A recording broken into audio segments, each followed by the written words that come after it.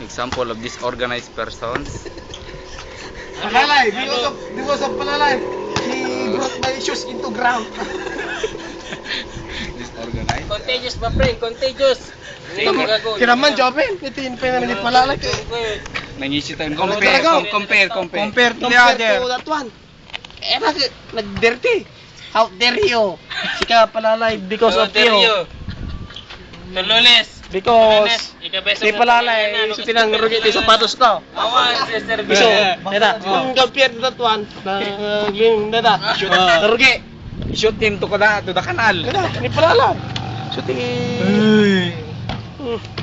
number one cost na neta. Hindi mo nagbang.